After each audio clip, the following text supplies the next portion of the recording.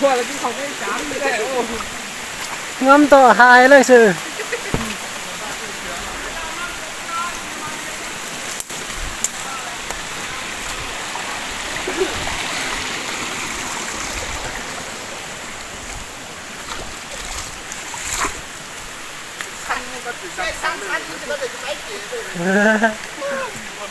จากที่สัตว์วันเลยยำละไม่ไฟท่องนึงจะหนู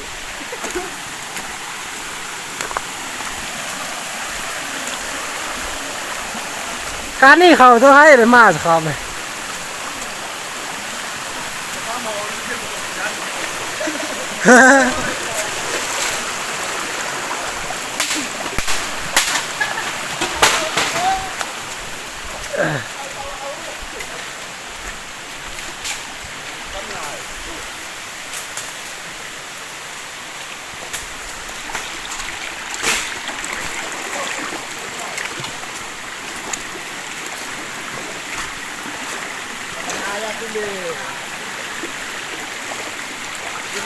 เนื้อ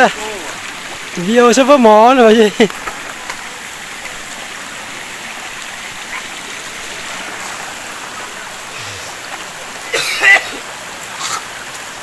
กำลังไปเนาะไปแต่งกินอยู่แคมป์ปลาแคมป์น้ำ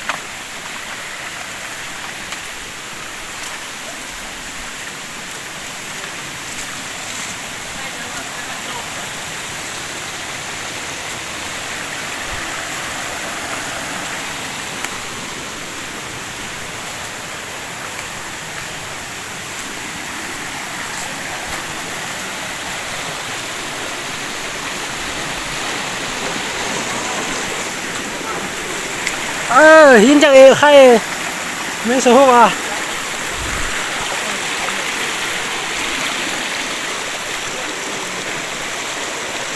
ลงเตอเท่าอ่ะ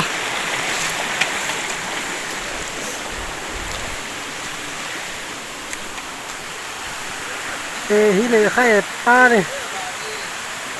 น้ำปลาจะกินเขาแกงจานนี่วันนี้ผมนี่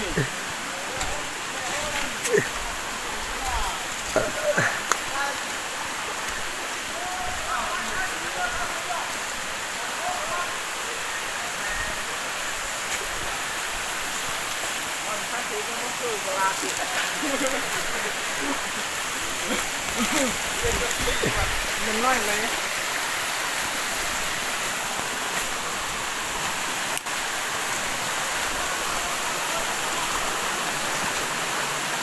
โอ้จะว่างูหินตายหมดเลย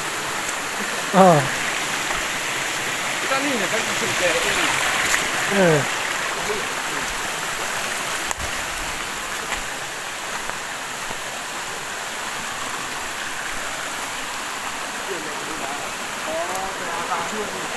ปัดข้ามไม่สู้เขาเรื่อง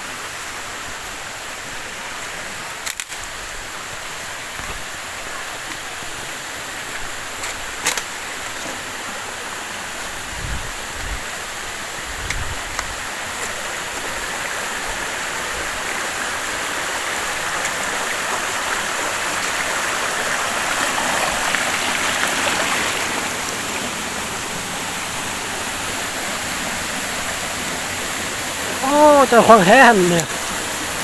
อ้าวว่า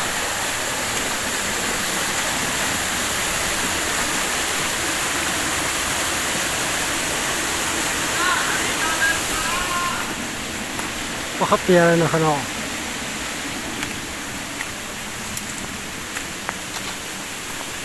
นี่ก็คือสภาพสิ่งทางโอ้ยจ้า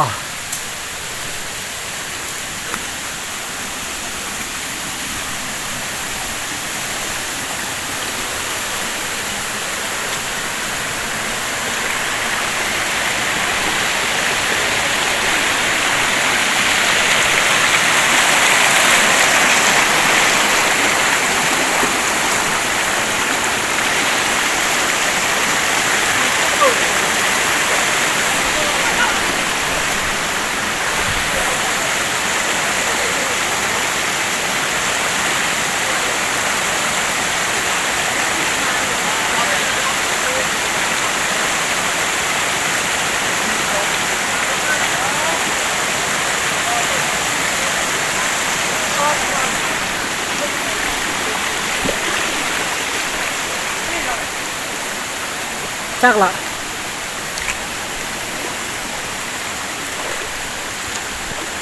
มันน้ำลายสมควรเนาะ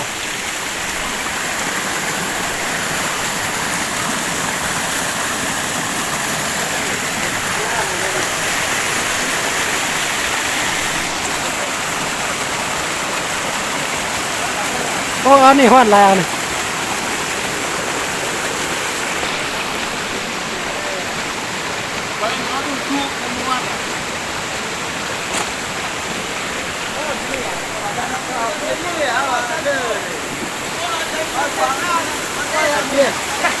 นกแก้วซามีตุ้มก็ยังจับมาทายเลยครับเลย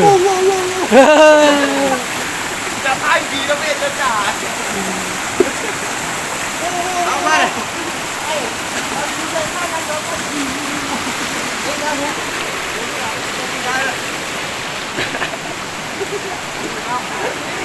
นี่แหละ ลุงเลยสักตู้ลุง มาน้องได้จังเลยนี่อะไรเองไหม มึงเข้าเซลฟี่ตัวนี้ ข้างอันนั้น กองนี่กอง อะไรแม่ ต้องเชิญเยี่ยมต้องเจริญเฮ้ โอ้ยตั้งนั้นเหรอ ต้องกัดเยอะด้วย คนนั้นเหรอ เยอะมาเลยเฮ้ยอย่าคุย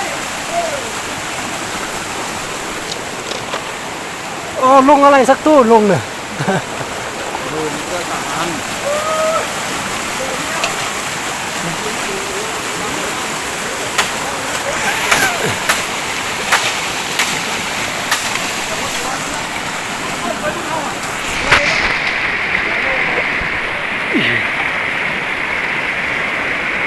อัพโอ้โอ้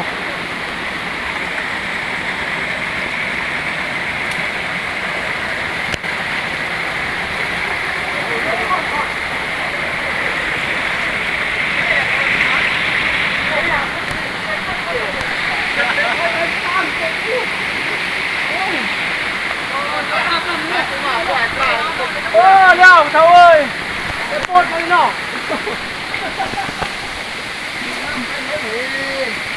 มีรถนี่เล่นแหละเราเลยขี้โดดด้วยไม่ยอม เออ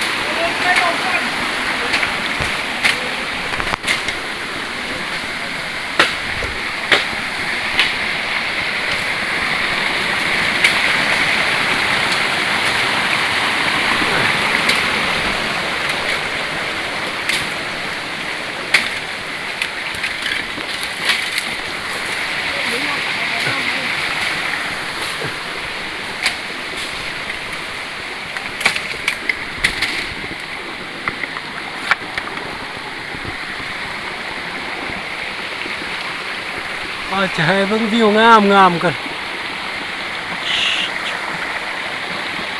โอ้ต้นไม้นี่ใหญ่สมควรเลย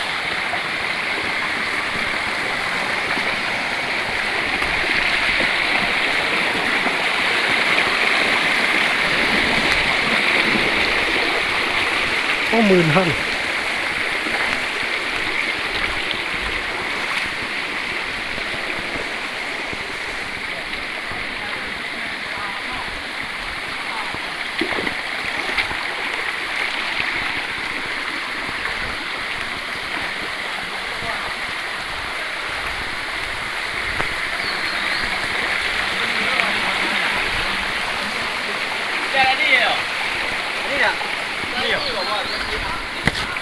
บางคนไปเลย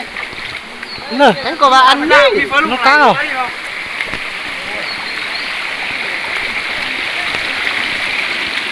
เครื่องมาไว้ก่อน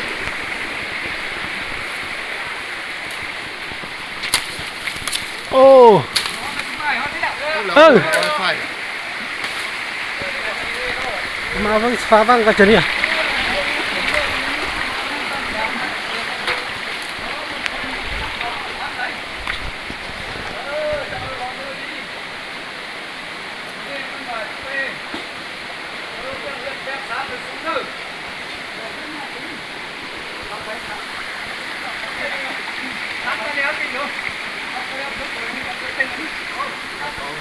เลย